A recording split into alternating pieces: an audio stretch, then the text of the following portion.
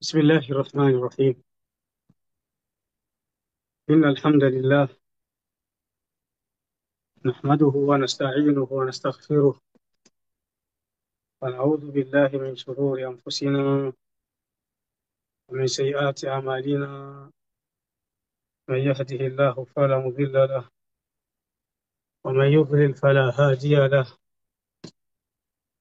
وأشهد أن لا إله إلا الله وحده لا شريك له، وأشهد أن محمدا عبده ورسوله صلى الله عليه وسلم. أما بعد، watukufu wa Kiislamu, tunaendelea leo na kitabu chetu cha aqida. Tunaendelea leo na kitabu chetu cha aqida ya ahli sunna wal jamaa kiitwacho Alwajiz. Alwajiz watukufu Islam, maana yake ni ufupi. Maana yake tulipokuwa tukitoa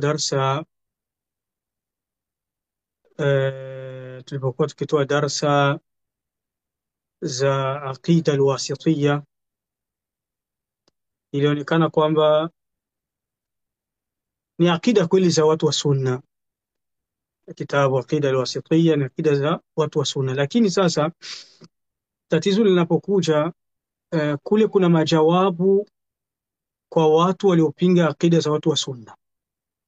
Kwenye aqida za alwasitiyya kuna majawabu ya watu waliopinga aqida za watu wa sunna, na aqida za watu waliopinga aqida za watu wa sunna mara nyingi ni aqida za kifalsafa. Mara nyingi ni aqida za kifalsafa.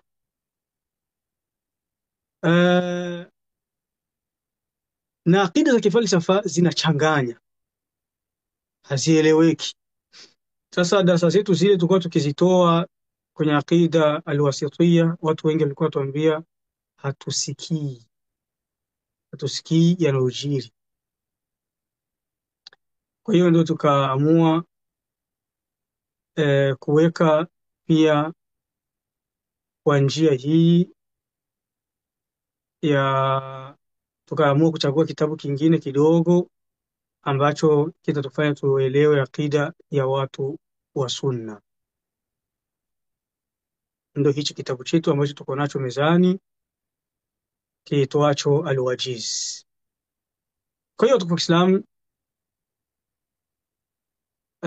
ndio aqida yenyewe tuko yemo. Leo tuko katika aqida ya pili ya watu wa sunna. Aqida ya pili ya watu wa sunna,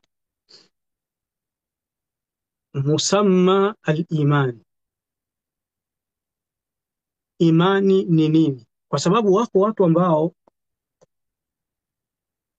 walipinda katika masala ya imani, wakatoka katika mrengo wa al-sunna wal jamaa. Kwa hiyo ni juu lako sasa wewe ufate watu wa sunna na aljamaa wanasemaje kuhusu imani. Watu wa sunna na aljamaa wanasema vipi kuhusu imani? Wanasikia tu imani, lakini imani iko na mafunzo yake shekhe. Imani ina mafunzo yake ndugu yangu. Ili uwe katika ahlusunna wal jamaa inabidi uelewe imani kisunna na upate mafundisho yote ya Mtume sallallahu alaihi wasallam ya imani. Mafundisho yote ya Mtume sallallahu alaihi wasallam ya imani. Na utayafata vipi na wewe hujui?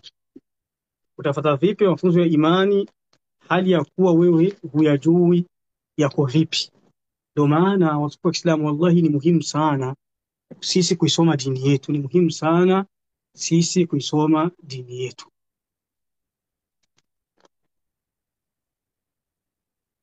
Kwa sababu Mtume sallallahu alaihi wasallam alibashiria huyu umma akasema utakuwa na migawanyo 73, 72 mingi hiyo motoni, isipokuwa mmoja. Mmoja ni upi? Ni watu ambao watashikamana na yale ambayo mtume iko emu na maswahaba zake. Ndio watu wa sunna hao, kushikamana na yale ambayo mtume alikuwa emu na maswahaba zake, yaani kushikamana na sunna, kuwa ahli sunna wal jamaa. Na ndio maana mtume akasema innahu man ya'ish minkum fasayara ikhtilafan kathira, hakika miongoni mwenu atakayeishi miaka mingi ataona tofauti nyingi. Na leo wallahi tofauti ni nyingi mpaka mtu anachanganyikiwa, lakini ni pale kama hukusoma dini yako. Kila mtu analeta jipya kwenye dini ya Allah. Sasa kama hukusoma dini yako utapinda, utakosa cha kushika na cha kuacha. Kwa hiyo tuko Waislamu sote tunastahili kuwa masalafi, sote tunastahili kuwa ahlusunna wal jamaa, sio kwa kujiita, kwa kujua mafunzo yao na kuyafuata na kuyakubali. Na akida maana yake ni vitu ambavyo vya rohoni, sio vitu ambavyo wataviona nje. Hauwezi kumuona mtu uwinje ukasema ule ni katika watu wa sunna. Mtu wa sunna unamjua, yani manake hauwezi kumjua kumtizama tu hivi uwinje wake mara nyingi, bali kuna mambo ambayo inabidi yakubali ndani ya imani yake, kwenye roho yake, na hayo mambo ambayo utayakubali ndani ya roho yako ni mambo uyajue. Sheikh Fawzan anapenda kujisemea, fa idha aradta an tattabi'a salafa la budda an ta'rifa tariqatahum, ukitaka kufuata masalaf inabidi ujue njia yao, uisome Sheikh. فلا يمكن أن تتبع السلف إلا إذا عرفت طريقتهم وأتقنت منهجهم من أجل أن تسير عليه. hauwezi ukasema mimi niko salafi au mimi niko katika watu wa sunna, mimi niko sunni, na wewe haujajua njia yao na ukaelewa mwenendo wao ili utembelee. Kwa hiyo Waislamu wote tunastahili tuwe watu wa sunna, na kuwa watu wa sunna inabidi tujue mwenendo wao, na mwenendo wao tutajua katika hizi madarasa. Wa amma ma'a al-jahl fala yumkin an tasira ala tariqatihim wa anta tajhaluha wala ta'rifuha. Anasema ukiwa mjinga hauwezi ukafuata njia yao na wewe huijui, au kujinasibisha kwao kujinasibisha kwao na wewe huna aqida zao, كما يحصل من بعض الجهال الآن الذين يسمون أنفسهم سلفيين ثم يخالفون السلف. kama jinsi wanapatikana kwa leo watu wengi wanajipiga kuwa kama wao ni masalafi na wanajiita kabisa, kisha wanakhalifu masalafi, wayatashaddaduna wayukaffiruna wayufassiquna wayubaddi'una, wanakuwa wakaziaji, wanakufurisha, wanamweka mtu mwingine kwenye uovu na kwenye bid'a. As-salafu ma kanu yubaddi'una wayukaffiruna wayufassiquna illa bidalilin wa burhan. Masalafu walikuwa wakufurishi watu isipokuwa kwa dalili na ushahidi.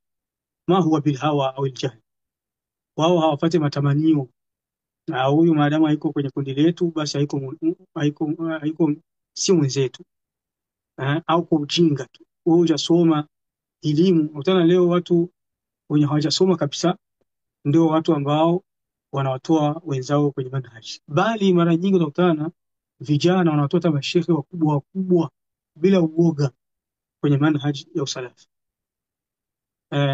Kama jinsi Sheikh Saleh Suhaib amesema, nimesoma kwa baadhi ya vijana wenye kujiita masalafi, wanasema kama Sheikh Abdul Muhsin Al-Abbad na Sheikh Ibn Uthaymeen hawawezi kuulizwa kuhusu manhaji kwa sababu hawajui manhaji. Kasikitika sana, sema mashabab wana haraka kweli.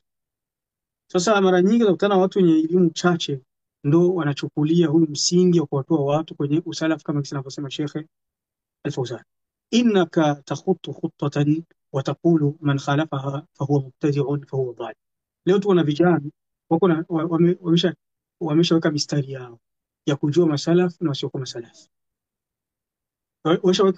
Yani manake wanajua masalafu kwa kupitia njia fulani, maana huyu akimsifu shehe wetu shehe fulani ndo salafu, kama hakumsifu sio salafu. Hao ni vijana. Hii yote ni kinyume na jinsi masalafu walivyokuwa. Kwa hiyo twende katika msingi wa pili wa leo. Msingi wa pili wa leo, tumemaliza msingi wa kwanza wa masalafu tukauchakachua kwa utamu zaidi huko nyuma. Leo tunaingia msingi wa pili. Tunaona kama unavielewa hivi sasa, sio kama kitabu cha Aqida Alwasitiya. Kusema ujue aqida za masalaf ilikuwa ni ngumu, maana zimechangwa na zile za wale watu wengine. Unaweza hata ukachukua kalamu yako ukawa unaandika mmoja mmoja, maana yake umeshaandika msingi wa kwanza. Hata kama labda haukumbuki, naweza kukumbusha kwa maneno machache. Msingi wa kwanza wa salaf ni kuamini nguzo nguzo sita za imani. Kuamini nguzo sita za imani. Msingi wa pili, musamma al-iman. Al-aslu athani musamma al-iman. Zile nguzo sita tumezichakachua kwenye darasa zilizoisha. Sasa leo tunaingia kwenye musamma al-iman. Wako watu wamekhalifu gisi imani ilivyokaririka kwa watu wa sunna, utasikia leo. Na mtu mwenye khalifu moja katika hii misingi, hatumwiti moja kwa moja ni mtu wa bid'a. Tunamtazama nia yake na mwenendo wake na hali yake. Sasa mtu akakhalifu hajui, maskini, hauwezi kumwita mtu wa bid'a. Au mtu anaweza kakhalifu hakuelewa. Kwa hiyo watu wa sunna walikuwa ni watu wa huruma, hawakurupuki. Anasema shekhe, wa min usuli aqidati salafi salih ahli sunnati wal jamaa anna al-iman qawlun wa amal. Katika misingi yao wanaitakidi kwamba imani ni kauli na vitendo. Imani ni kauli na vitendo. Hauwezi kuwa na imani kwa kauli tu. Unajua bana, wewe si mtoto wa Kiislamu tu, unatosha. Sio kazi ya dini. Imani siko rohoni. Anasema hivyo, imani iko rohoni. Watu wa sunna wanakwambia ili uwe na imani inabidi tuone na vitendo, iweke kwenye vitendo. Ili uwe mtu wa aqida wa kweli inabidi vitendo viwepo.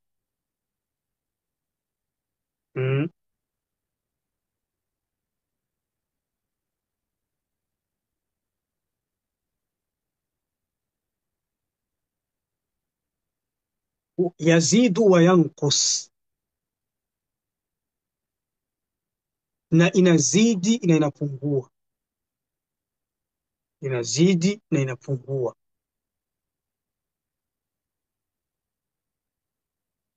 Ay huwa i'tiqadun bilqalbi wa qawlun billisani wa amalun biljawarih.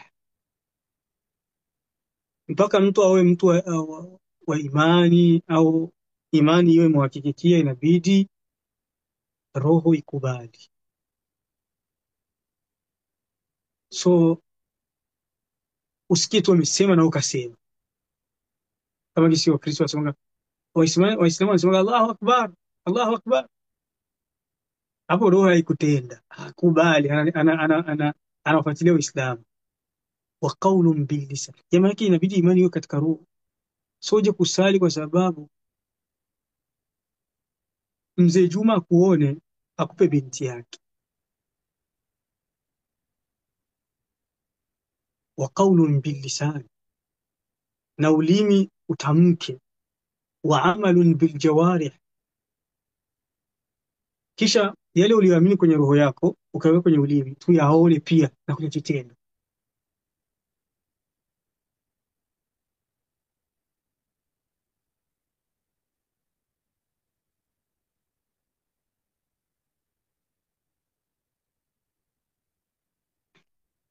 Yazidu bitaa wa yanqusu bilmaasiya, imani yakuwa inazidi kwa kufanya ibada, wa yanqusu bilmaasiya, na inapungua kwa maasi.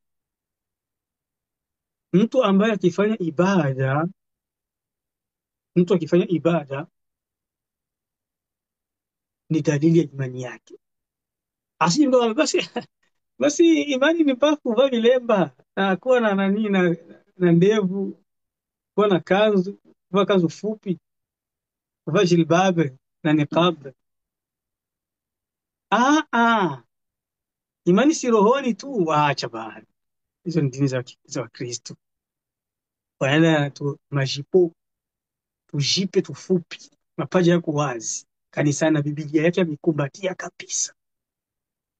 Koma kwa jina la Yesu. Hiyo sio imani bana. Imani inabidi uwinje kwanza tuuone.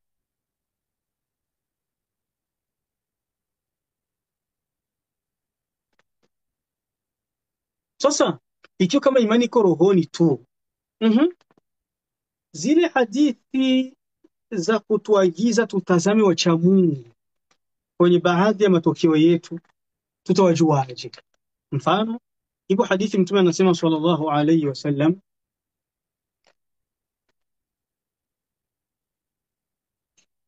la nikaha illa biwaliyin wa shahidai adli, hakuna ndoa isipokuwa pawe wali na mashahidi wawili wacha Mungu. Haya sasa tuambia kama imani iko rohoni au washahidi wacha Mungu tunawajua vipi sasa? Bali kama Qur'ani Allah alisema wa ashhidu dhawai adli minkum, watafuteni mashahidi wacha Mungu wawili miongoni mwenu. Wacha Mungu ndio kisa Allah anasema kwenye Qur'ani. Sheikh, ukisema mimi sikubali hadithi tukuletea na Qur'ani. Haya sasa, hao wacha Mungu hao tunawajua aje? Ushatwambia kama imani iko rohoni, tukuache unyoe ndevu, tukuache ujivalie kinguo kirefu, tukuache wewe mwanadada ujivalie suruali.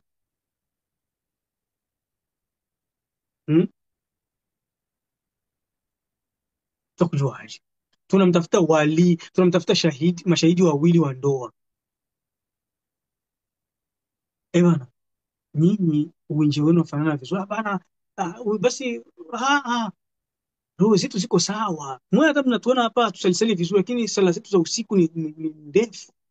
Kuna watu wanasema hivyo. Eti mwana mjue tu mnamsema vibaya, lakini mimi ndio namjua siri zake. Basi mimi natazama uwinji wa imani, mnatazama watu uwinji ndio mnahukumia imani. Mimi najua siri zake. Huyu jamani mcha Mungu, hata kama mnaona anyoa ndevu, hata kama mnaona anyoa ndevu, ana ucha Mungu huyo. Acha hiyo. Mtu sala zake za wasiwasi, ana imani huyo. La, khata. Hadha khata. Ni kosa. Umar bin Khattab alikuwa anasema, man adhhara lana khairan ahbabnahu wa walaynahu alayhi wa in kanat sariratuhu bi khilafi dhalik. Hiyo ndio kaida. Atakayetuonesha khairi, yani atakayedhihirisha uwinje wake ukawa mzuri, mwanaume yuko na ndevu na suruali fupi, anajitahidi kusema maneno mazuri, kuwa na adabu na watu na heshima, anasali, tunamuona, tunamkaribisha kwenye chakula, anatuambia ameswaumu Alhamis, Ijumaa tatu, bidha na Ramadhani hivyo hivyo, huyo tutampenda. Na mwanamke hivyo hivyo anajitahidi, uwinje wake anavaa jilbab, walillahi alhamd, akiongeza na niqab sawa, na akivua niqab haina neno, cha muhimu ni jilbab, ndio imeteremshwa kwenye Qur'ani.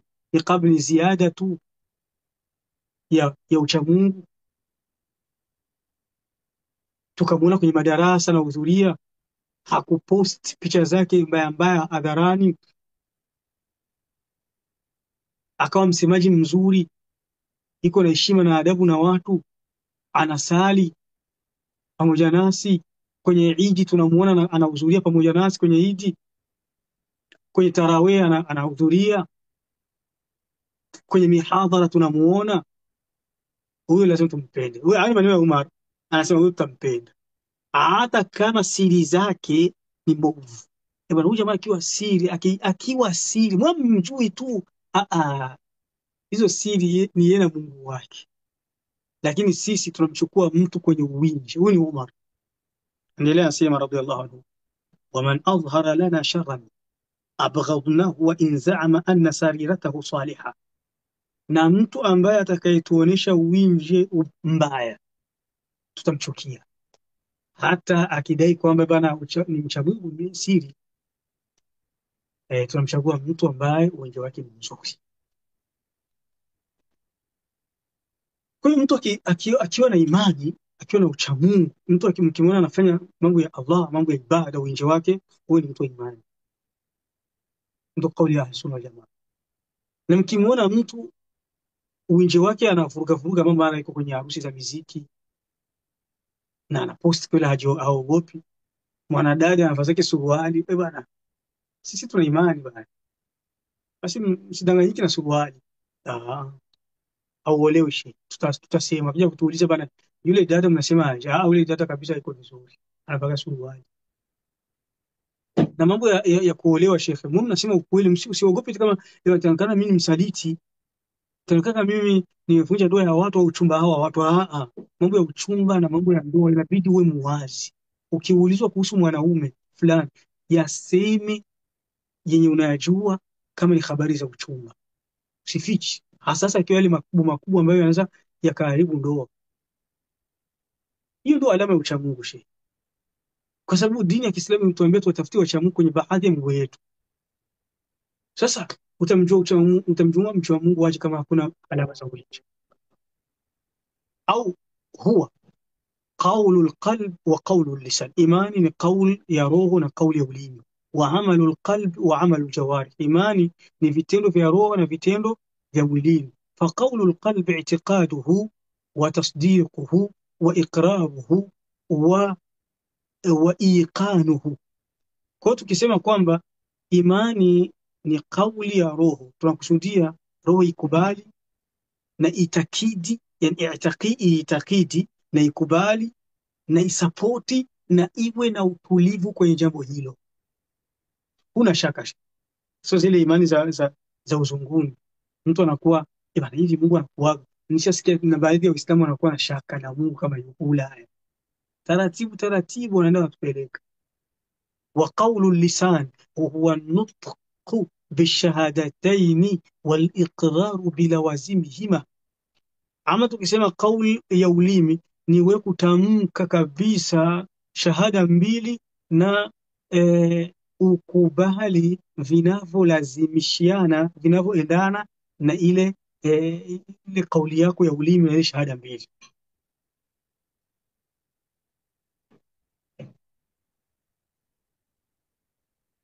Wa amalul qalbi niyatuhu wa taslimuhu wa ikhlasuhu wa idh'anuhu wa raja'uhu wa khudu'uhu wa inqiyaduhu wa hubbuhu wa iradatuhu. Tukikwambia imani ni vitendo vya rohoni, yani kitendo cha roho ni nia na usalim, ukubali na kuwa na ikhlas, kufanya sababu ya Allah, wa idh'anuhu, na kunyenyekea kwa sababu ya Allah, na kutaraji Allah amekuahidia usiyashike kama ni filamu, na kujidhalilisha kwenye mambo ya Allah, na inqiyaduhu, kuyafata, na kupelekwa, yani manake upelekwe na sheria ya Allah, upelekwe na Uislamu. Sio wale watu ambao mimi sifanye kitu mpaka kiingie kwenye logic. Kiingie kwenye logic, kiingie kwenye akili. Kifanye, kikubali, hata kama kijaingia kwenye akili.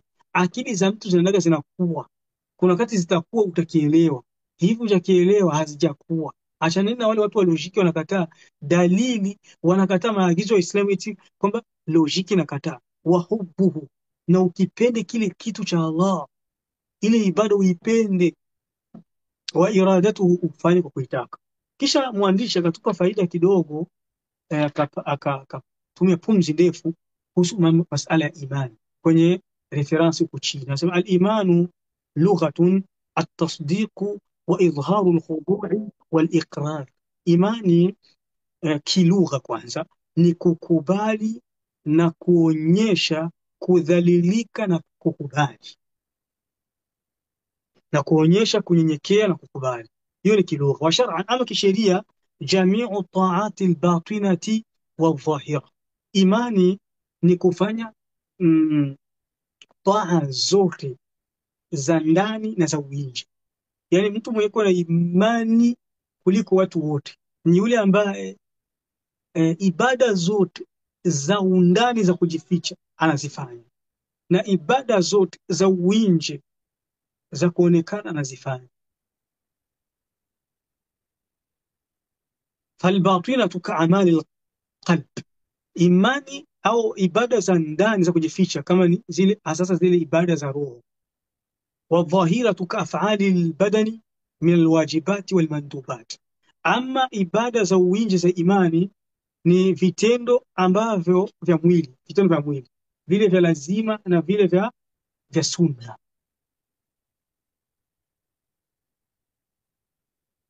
So unachagua bana, unajua hizi sunna tu bana, eti ni sunna tu. Hapana, imani yake ni pungufu. Wa mulakhasuhu, kwa ufupi, huwa ma waqara fi alqalbi wa saddaqahu alamalu wa badat thamaratuhu fi aljawarih. Imani kwa kifupi, mtu mwenye imani, nataka kujua mtu wa imani kwa kifupi ni kile kitu ambacho kimeingia kwenye roho yako na vitendo vyako vikakisadiki, kisha tukaanza kuona matunda yake kwenye viungo vyako. Tuanza kuona matunda ya imani, yani manake tunakuona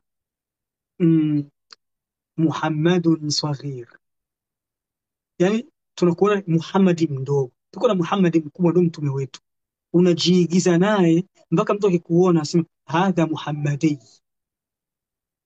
huyu ni Muhammadi. Usingoje mpaka ujiite Muhammad, jina lako ni Muhammad. Wakikuona tu huyu ni Muislamu, ndio maana Muhammad. Shekhe wetu Sheikh Al-Abbad aliona kuna dhahira moja imezihirika, kuna muonekano umedhihirika Warabuni Saudia, kila mtu anamuita Muhammad ya Muhammad, akawa anatunasia, anatukosoa, anasema msije mnakuta kila mtu Muhammad, kwa sababu hapa Saudia kuna ambao wanaingia si Waislamu, afadhali mwe mnaita Abdullah, kwa sababu haifai asiyekuwa Muislamu kumuita Muhammad. Bimtithali awamiri llahi taala, mwenye imani ni yule anajihimiza na amri za Allah, wabtiadi an nawahihi. Mtu mwenye kuna imani yule anajiweka mbali na makatazo ya Allah. Fa idha tajarrada at-tasdiqu an al-amal fala faidata fihi, ikiwa kama mtu umekubali kabisa, mimi nakubali Uislamu na namkubali Allah ni mmoja na namkubali Mtume Muhammad sallallahu alaihi wasallam, lakini hatuoni kwenye vitendo, hamna faida.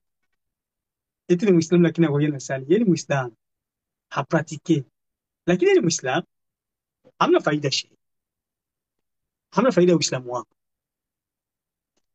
ولو كان التصديق المجرد عن العمل ينفع أحدا لنفع إبليس نعوذ بالله منه ومن خطواته. Ingelikuwaga kwamba kukubali kiroho bila vitendo inasaidia, basi anayemkubali Mungu sana katika viumbe wanaomkubali Mungu kama yupo, hana shaka, Ibilisi. Lakini Ibilisi amefeli kwa vitendo vimekosekana. Tumombe Allah tukinyia na njia zake. Faqad kana ya'rifu anna Allah ta'ala wahidun la sharika la. Ibilisi ni katika viumbe ambao wanakubali kwamba Allah ni mmoja, hana mshirika. Ibilisi hana shaka katika hilo. Wa anna masirahu la shak ila Allah subhanahu, Ibilisi hana shaka kwamba lazima atakufa, ataenda kwa Allah. Ibilisi katika hili ni bora kuliko watu wengi leo, hasa wazungu wasiokubali Mungu kama yupo. Ibilisi anaweza kawashinda hata imani katika hii sampuli baadhi ya Waislamu ambao kuna wakati hivi Mungu yupo kweli? Nishasikia baadhi ya Waislamu Ulaya wananiuliza maswali fulani fulani mpaka unaona kama anashakia kama Mungu hayupo. Lakini indama jaahu al-amru al-ilahi, Ibilisi alikuwa ni mwanaimani mkubwa wa Sheikh. Ibilisi hana shaka kwamba Allahu ahad samad, Allah ni mmoja, hana mwenza, hana hiyo shaka. Alikuwa pamoja na malaika wacha Mungu wote Ibilisi. Lakini tatizo lake ni lipi? Kosa lake ni lipi? Alipojiliwa tu na amri moja ya Mola. Sasa wewe haujajiliwa na amri moja ukaacha nyingi Sheikh. Ibilisi moja tu ndio imemponza, isemayo usjudu li Adama. Allah anawaambia wote mbinguni, Ibilisi akiwa miongoni mwao, msujudieni Adam. Fasajadu illa Iblis, wengine wote wakasujudu isipokuwa Ibilisi. Aba wastakbara, akakataa, akafanya jeuri. Wakana minal kafirin, hilo likamtoa katika wenye wana imani, akawa miongoni mwa kafiri. Lam yashfa' lahu ilmuhu bilwahdaniyati warububiyya, hakunufaishwa na elimu yake ya kujua kwamba Allah ni wa pekee na ameumba peke yake. Liannahu lam yuhaqqiq tawhid al-ibadati alladhi min ajliha khalaqa Allahu al-khalqa. Kwa nini hakuhakikisha yani umoja, yani ibada, upweke wa ibada, yani kumfanya Allah kwenye ibada ni pekee, kumwabudu Allah peke yake, kwa sababu hilo ndilo ambalo Allah ameumba binadamu. Allah aliumba binadamu wote kwa nini? Kwa sababu wamwabudu peke yake. Kukubali kama Allah yuko peke yake hamna faida kama humwabudu Allah peke yake. Ni Waislamu wangapi leo wana majina hata ukitaka Kiarabu mazuri mazuri hata yenye hujasikiaga, lakini hawana ibada, hawaabudu Allah. Wewe Uislamu huna faida. Idhan fatasdiqu almujarradu an alamal la qimata lahu inda rabbil alamin. Kwa hiyo kukubali vile vitendo mbele ya Mola hamna faida. Waislamu wengi wako Ulaya wasikize habari hizi, habari zinawahusu.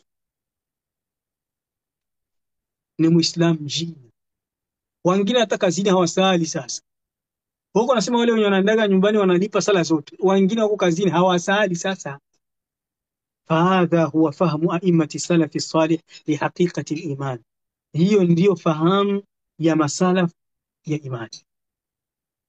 Wa'lam anna al-imana lam ya'ti fi al-Qur'ani was-sunnah mujarradan 'an al-amal, tambua kwamba imani kwenye Qur'an na kwenye sunna haikuja bila ya kushinikiza vitendo, bal atufa alayhi al-amalu salihu fi kathirin min al-ayati wal ahadith, bali imani kitajwa kwenye Qur'an na hadithi nyingi inashinikizwa na vitendo vyema. Wa hadha min babi atfi al-khas ala al-am, yani ni kushindikiza kitu ambacho kimo katika kitu kikubwa, au al-ba'd ala al-kull, au kushindikiza baadhi ya kipengele kwenye vipengele vyake vingi. Wadhalika litaakidi ala al-a'mali salih, hiyo yote ni kukazia vitendo vyema. Hiyo yote ni kukazia vitendo vyema. Mara nyingi kwenye Qur'an Allah Subhanahu wa Ta'ala akisema imani anashindikiza na vitendo vyema, kuonesha kwamba vitendo kwenye imani vinahitajika. Ukikosa vitendo kwenye imani, wewe imani yako hamna faida.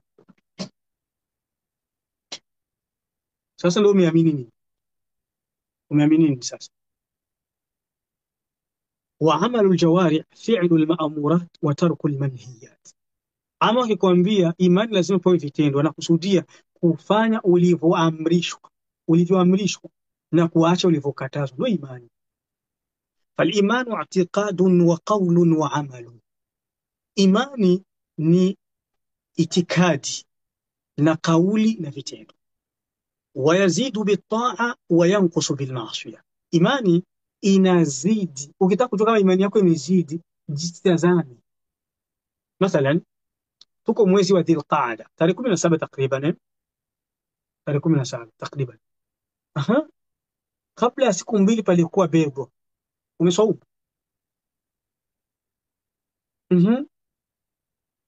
Kabla yake tumepitiwa na Alhamis kama mbili na Jumatatu mbili, lendi mbili na jeudi mbili. Umeswaumu? Naam, nimeswaumu alhamdulillah.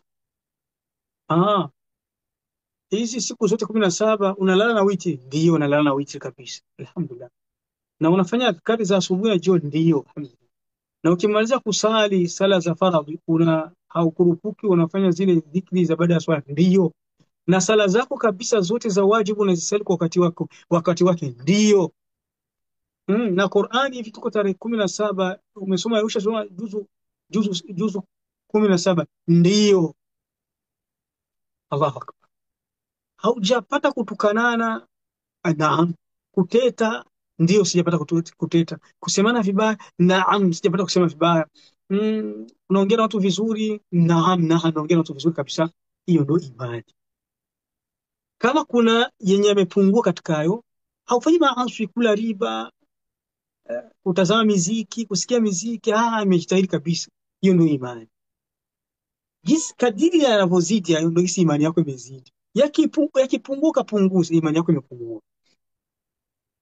فالإيمان اعتقاد وقول وعمل يزيد بالطاعة وينقص بالمعصية، فمن أتى بجميعها فقد اكتمل إيمانه، ومن أتى باثنين دون الثالث لم يصح إيمانه.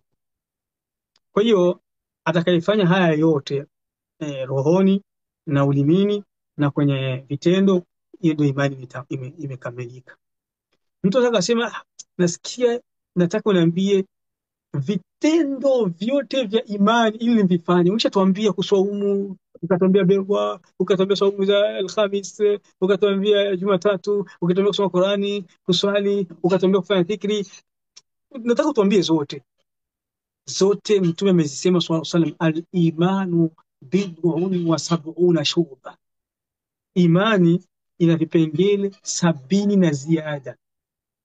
Ibn Hajar al-Asqalani rahmatullahi alayhi na al-Imam Badruddin al-Aini rahmatullahi alayhi kwenye vitabu vyao viwili Fathul Bari na Umdatul Qari wameandika hivyo vipengele vya imani 79. Tumevitaja kwenye baadhi ya darasa zetu za Sahih Bukhari, fata utapata kwenye mtandao vipengele vya imani 79. Ukitaka kueneza imani ukawa daraja ile ya juu kabisa, inabidi ufanye vitu 79 udumu navyo. Lakini ikiwa kama patapungua kimoja katika imani yako, katika vitu vitatu, yani manake tuko na njia za imani. Njia za imani ziko 3, lakini vile vitendo vya imani sasa viko 79. Kwa hiyo hizi njia za imani 3 pakipungua moja, lam yasih imanu, imani yako si sahihi. Njia ya kwanza roho ikubali. Ikiwa kama wewe mashallah ulimi umekubali na ukaweka kwenye vitendo, lakini roho hamna, ndio pale mtu kuja bana, kuja kwa darasa ili shia nione anitafutie mchumba. Ashaonaje mimi kwenye darasa lako? Inakonaga Sheikh, nitafutie mchumba. Hayako rohoni. Kufuata darasa, kwa sababu kufuata darasa ni katika imani. Sheikh, kuingia kwenye darasa ni imani. Wewe hukuingia kwa imani, umekosa msingi wa rohoni. Basi mtu anaweza kuwa iko rohoni kabisa, iko rohoni na kabisa, tukaona kwenye vitendo nafanya, lakini ulimi wake hausapoti, haukubali. Kivipi? Hao Waislamu wapo Sheikh kabisa, anakubali Mungu yupo na tuko naye kwenye muhadhara mfano, Lakini ukisikia maneno anasema maneno ya wazungu, unaona bana, unajua sisi hata sisi tunafuata tu dini kwa sababu ya mila tu, lakini ukichunguza watu waliojika, watu wazungu wanavyosema, kwa kweli utaona mambo mengi sana. Utakutana kweli, utakutana kama wako kwenye haki. Mtu anasali kabisa, anakuambia unajua hata Wakristo na wenyewe ni dini ya ukweli. Wa Kristo na wenyewe wataingia peponi. Ala, Wakristo na anasali huo mtu na imani kwa roho yake, lakini kakosa msingi mmoja wa ulimi. Hana maneno mazuri, hana mdomo mzuri, mdomo wake umechafuka. Au mtu ndo wengi sasa hawa, fungu la tatu ndo wengi, imani kwa rohoni kama kisa anatuhalisia, na ulimi wake unasema mazuri, lakini hafanyi vitendo. Anatuambia bana, basi dini ni nani? Dini mpaka kusalisali sana. Basi hiyo miazara yenu, wallahi tushasikia habari, umetuletea habari vijana, tuko tunafanya mbinu za kufanya mihadhara mingi huku Ulaya kutokamana na gisi dini ya zorota. Unasikia mtu anakuambia basi mihadhara ina faida gani? Mihadhara ina faida gani? Hiyo mihadhara mnafanya madarasa ya faida gani? Mnashindwa kutafuta pesa, mtafute hela, mko mnafanya mihadhara, mna faida gani? Anasema hivyo tena mtu wa Kiislamu amekosa njia ya imani. Lianna al-a'mala indahum juz'un min al-iman, watu wa Kiislamu vitendo ni kipengele cha imani. Wa dakhilun fi musammaha, inaingia katika jina la imani. Wal imanu biduni amalin la yasihu wala yujzi, imani bila vitendo haifai wala haisahihiki. Wa ajma ala hadha al-qawl a'immatuhum faqalu, na ulama wamekubaliana katika hili. Waache dini za Ulaya. Unagisi muallif mwandishi anakalia hili la imani kana kwamba anatujua sisi ambao tuko Ulaya, kana kwamba hichi kitabu anatuandikia sisi tuko Ulaya. Ndio wengi wetu katika hii hali. La imana illa bil amal, wanakubaliana ulama kwamba hakuna imani bila vitendo. Wala qawla wala amala illa bil niyya, na hakuna kauli na vitendo bila nia. Wala qawla wala amala wala niyyata illa bimuwafaqati sunna, na hakuna kauli itakayopasi na kitendo kitakachopasi na nia itakayopasi kama hukuwafiki sunna. Yani Mtume sallallahu alayhi wasallam hakufanya hilo. Hadhihi alqa'idatu mashhuratun an a'immati salafi salih rahimahumullah. Anasema kwenye huku chini kwenye hashia, hii ni qaida inajulikana kwa maimamu wa kisalaf, Allah warehemu, مثل الإمام الأوزاعي عن أئمة السلف الصالح رحمه الله، مثل الإمام الأوزاعي وسفيان الثوري والحميدي وغيرهم، كما رواه الإمامان اللالكائي وابن بطة وغيرهما. هنا قاعدة وما سلف، hamna imani bila vitendo, hamna kauli yani imani ikubali bila vitendo. Kauli yako na vitendo vyako havikubaliki kama hakuna nia. Kauli yako na vitendo vyako na nia yako haikubaliki kama hakuna kumfuata Mtume Muhammad sallallahu alaihi wasallam. وقد أطلق الله تعالى صفة المؤمنين حقا في القرآن على الذين آمنوا وعملوا بما آمنوا به من أصول الدين وفروعه. Allah tabaraka wa taala amekithirisha sana kwenye Qur'ani, akazungumza kwa upana kwa urefu sana, na akaacha waziwazi kabisa kwamba sifa za waumini wa kweli kwenye Qur'an ni wale walioamini wakafanya vitendo vizuri. Hiyo ndio katika misingi ya dini na matawi ya dini, wa dhahirihi wa batinihi. Hiyo ndio dini ya uwinje na undani. Wa dhaharat atharu hadha al-iman fi aqaidihim, kisha ile imani athari zake tukaziona kwenye kuitakidi kwako na kukubali kwako. Wa aqwalihim, imani ya vitu tuihisi kwenye vitendo, kwenye maneno yako. Bwana wewe unamkubali Mungu? Na wallahi unamkubali Mungu. Bwana shekhe, tunaomba dalili ya kitu. Dalili mtume anasema. Mtume akisema sisi tukubali. Kuna wale wanasema hapana, mimi sikubali, sikoi nakubali hadithi. Bwana wewe imani yako imeanza kuanguka chini. Mimi nilikutana mtu mmoja Belgique, namwambia nilikuwa namwambia kuhusu, tunajadiliana kuhusu masala ya kaburini, kwa kuwa adhabu hakuna adhabu. Unachokisha leo ananiambia. Sasa nimempa hadithi ya Mtume sallallahu alaihi wasallam. Akaniambia hayo ni mambo mko mnatudanganya nyumbani. Hayo ni mambo ya kule nyumbani mko mnatudanganya. Lakini hapa Ulaya hamtudanganya sisi, tuna akili zetu bana. Tumesoma. Mm.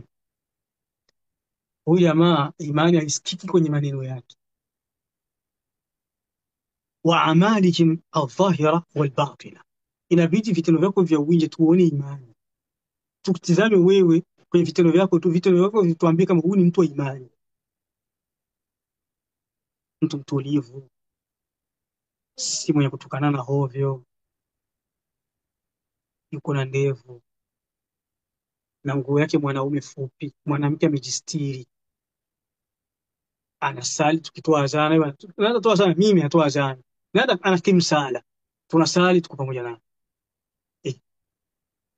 Mtaona maajabu. Nasikia eti wanafanya kikao Waislamu cha kutaka kuchagua kiongozi wa Uislamu, eti saa ya kusali kuna wenye wanatoka nje, wanatoka mmoja kusali tunarudi, eti Waislamu wanakuja kufanya na wenyewe mkutano wa kuchagua kiongozi wa Uislamu. Hawa sasa, haya mambo tulikuwa tunasikia ula hivi yamepungua, alhamdulillah. Kwenye vikao vyetu vya mambo kama haya, hawa watu hawakuagi tena, lakini wanao tuadisia kabla yetu wasema haya mambo yalikuwa yanapatikana kwenye vikao vya Ulaya. Wanataka kuchagua kiongozi wa Uislamu au wanataka kufanya association fulani, taasisi fulani ya mambo ya Kiislamu, labda kutengeneza msikiti au association ya kusaidia mayatima wa Kiislamu, au wanataka kupanga mikakati ya Uislamu Ulaya, mambo ya laidi na kadhalika. Wanakaa saa ya kusali, kuna watu wanatoka kwanza nje. Qala ta'ala, innama almu'minuna alladhina idha dhukira Allah wajilat qulubuhum, waumini wa kweli, Allah anasema kwenye Qur'ani, ni wale akitajwa Allah roho zao zinaogopa. Wa idha tuliyat alayhim ayatuhu zadatuhum imana, ni wale wakisomewa aya za Allah imani na panda. Wa ala rabbihim yatawakkalun, mola wao wanamtegemea. Alladhina yuqimuna salata wa mimma razaqnahum yunfiqun, wana wa imani ni wale wanasimamisha swala na yale ambayo Allah aliwaruzuku wanatoa. Unasikia watu waumini wa kweli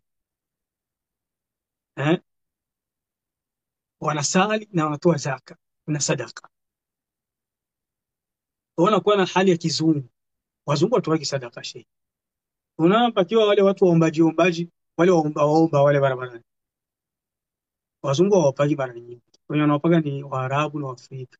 Kwani kwa sababu wazungu wanafundishwa kwamba hawa serikali ndio itawapa, lakini wewe unatoa sadaka. So wafuatilie wazungu wasema bana, sisi tushafaulu kabisa, tushapona njaa. Hao maskini wenye hawana akili, wajitafutie wasake ya kwao. Mimi siwezi katoa. Mtu anafika Ulaya na sahau hata ndugu zake, ashakuwa mzungu kabisa bwana. Wewe hii hali imewahi kukupitia Afrika, kumbuka ndugu zako, unawahamasisha watu wasaidie watu wa Afrika, yeye usimuulizi, anakwambia hawana akili. Wajitafutie. Simu yake anafunga, mzungu, amekuwa mzungu kabisa, anavaa koti lizile makoti yake na deriki na parshok, ana ndevu kama mbwa ya Bladog mzungu. Ndio simu yake anasema hiyo.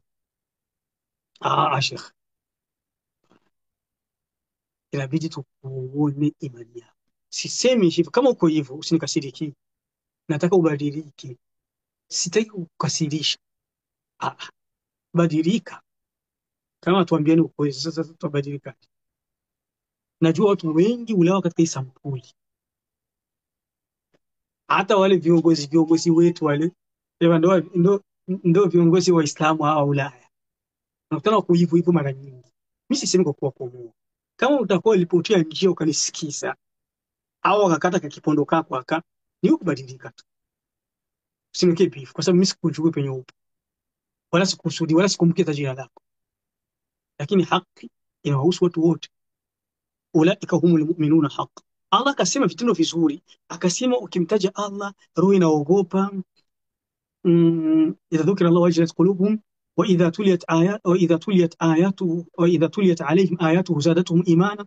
akisikia maneno ya Allah imani inazidi, ndio waumini. Akisikia mawaidha anasikia imani ni kweli kabisa, hii inanigusa mimi, nitaacha. Akisikia Qur'ani anaathirika, kisha anamtegemea Mola, kisha anasali, kisha anatoa katika mali yake ambayo Allah amemruzuku. Kisha Allah sikia Allah anasema ulaika humul mu'minuna haqqan, hao ndio waumini wa ukweli. Ala, kumbe kwa waumini wa ukweli na wasiokuwa wa ukweli, lahum darajatun inda rabbihim, hao watakuwa na daraja ya juu kwa Mola, wa maghfira, na watasamehewa. Wala kufanya makosa, waumini wa ukweli wanafanya makosa, lakini uzuri wao wanasamehewa. Wa rizqun karim, Allah atawapa riziki nzuri. Kuna aya nikizungukia msahafu zitakuwa zinaniasili sana, na kwa kariri nakumbuka mbili. Ni miseme ya kwanza ambayo nimefikia juzu la leo, kwa sababu nimeachwa kidogo na mwezi wa Shawwal umeniacha, ningaliki, yani sijamaliza mushafu wa mwezi wa Shawwal. Wana tushafika mwezi wa tarehe 17 za Dhulqaada, sijamaliza, ndio nifika mwisho. Niko mwisho, zile juzu za mwisho nitamaliza kesho inshallah. Allah nilipe thawabu. Na nikingi nalia, nikafika zile juzu za mwisho katika sura gani? Sura Zumar. Hii aya inakuwa ni asili sana. Allah anasema liyukaffira Allahu anhum aswa alladhi amil wa yajziyahum ajrahum bi ahsani ma kanu ya'malun. Na ndio uzuri wa kupitia juzu kila siku, yani kuzungukia Qur'ani kila mwezi, kwa sababu ukifika kwenye juzu lako zile meseji za Allah zinakuwa unazikumbuka. Sio hata mimi naisoma aya vizuri si sahau, kwa sababu ndio nimeifikia. Lakini kama sikufanya murajaa, sipitii mushafu kila mwezi, inaweza kafikia mtu unatafuta aya unaikosa. Lakini kesi ni vile liyukaffira Allahu anhum aswa alladhi amilu, Allah anataja watu wema akasema nitawasamehe mabaya wafanyayo. Allah, nikifika nabakia najifikiria Allahu akbar, liyukaffira anhum aswa alladhi amilu, ni ili niwasamehe waumini mabaya sana. Allah ameita aswa, akusema sayi ni baya la kawaida yake, aswa ni baya sana, ni wasamee mabaya waliofanya makubwa. Liyukaffir anhum aswa alladhi amilu wa yajziyahum ajrahum bi ahsani ma kanu ya'malun. Yani Allah anawapembeleza waumini, anasema mabaya mengi waliofanya nitawasamee na nitawalipa mazuri waliofanya, kwa sababu ndio muumini anafanyaga mazuri sana. Lakini kwa binadamu anaweza kateleza, akakutana amekaa chini akamteta mtu, akakaa akatelezwa na ulimi akasema uongo. Achana ile hadithi yenye haikuwaje eti muumini anaweza kazini lakini hawezi kusema uongo. Achana na hiyo hadithi, haipo, uongo mtupu. Kwa hiyo muumini anaweza kusema uongo akateleza akukumbuka, lakini Allah anambembeleza, maadamu kwa muumini nitakusamehe. Unajua juu ya hiyo aya kuna aya gani? Subhana, faman adlamu mimman kadhaba ala Allahi wa kadhaba bisidqi idh jaa alaysa fi jahannama mathwa lilkafirin. Ni nani ambaye amezulumu kuliko yule aliyekadhibisha ukweli, alikadhibisha imani? Anaambiwa Mtume Muhammad sallallahu alaihi wasallam hichi kitu cha Kiislamu, anakataa, anasema logiki nakataa. Kisha Allah tabaraka wa taala akasema wakadhaba bisidqi idh jaa alaysa fi jahannama mathwa lilkafirin والذي جاء بالصدق وصدق به الله أكبر أولئك هم المتقون. Yule aliyekuja na ukweli ndio ile imani, Mtume Muhammad sallallahu alaihi wasallam. Na pakaja mtu mwingine akakubali, kama yote unasema, hata kama si aingia akilini, yote unasema nakubali, hao ndio wacha Mungu. Hao sasa wenye kukubali, yani maana yake wenye Mungu anakubali, anasema yote nakubali. Hii ni aya basi. Ukoona bisha wakwambia hadithi ya Mtume, anasema ni hadithi ya Mtume, basi ukisema tu hadithi umenivuja mifupa. Ukiwa na hiyo khuluq, ukiwa na hiyo tabia hiyo, malipo yako Allah atakwenda kusamehe makosa unayofanya, na vizuri unayofanya atakulipa. Subhanallah. Siku hizi watu wa Belgium wananipigia simu, wako kwenye kundi, wanaambia Sheikh, tuko kwenye kundi hapa, tuko na masala yetu, tunataka tukuulize. Wananiuliza na wajibu kwa aya au kwa hadithi. Sheikh, hicho tunachokupendeaga hicho, aya ziko karibu, hadithi ziko karibu, lakini kuna mtu mwenye anabisha, wanampa mtu anabisha, wanampa simu. Sasa Sheikh, vipi utasema hivyo? Eh, nampa aya. Walipiga simu juzi juzi hapo, wananiuliza kuhusu kwa nini Mtume sallallahu alaihi wasallam sala ya jeneza amesaliwa, akusaliwa jamaa. Sasa maana yake naona nataka sala yako ya jeneza wasisali jamaa. Ameweza nijue sababu tu ili nielewe, na sio tutumie akili zetu. Mtu ametuambia tu hivyo tukubali. Sauti yake ndio katika. Nikaambia maswahaba walikuwa na itakidi kwamba Mtume sallallahu alaihi wasallam ni imamu nas hayyan wa mayita, ni imamu wa watu hai na maiti. Yuko haya sadisho na yuko maiti, hamwezi kumsalia sala ya jeneza ya jamaa, mnamsalia mmoja mmoja au wawili. Akaambia ni maswahaba tu au bana, au ni maswahaba sio mtume. Allah asema wayattabi ghaira sabili lilmu'minina nuwallihi ma tawalla, ukifuata kinyume na njia ya waumini tutakuingiza motoni. Sheikh, waumini hapa ni maswahaba. Kwa hiyo ndugu yangu, ukitaka kuwa muumini wa kweli ili usamehe madhambi yako, ukisikia tu ni aya bwana, hii hadithi ni sahihi, naam, hii aya kuvutwa, naam, malipo yako utakuwa na samehe madhambi yako. Hii aya kiifikia na unaona kama Allah amewapembeleza na aliwapenda sana watu wa imani, eti wa hukuba.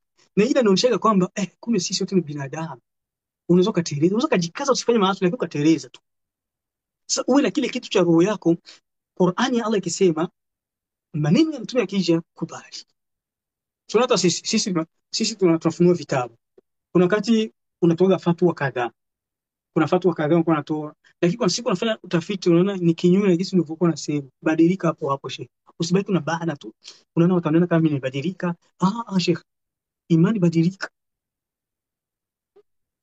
Ndio imani Sheikh. Usikaliwe na fatwa yangu hii bashaka isikia watu. Sheikh, imani ni kubadilika. Ukiona kitu ambacho ulikuwa unasema si sahihi, badilika.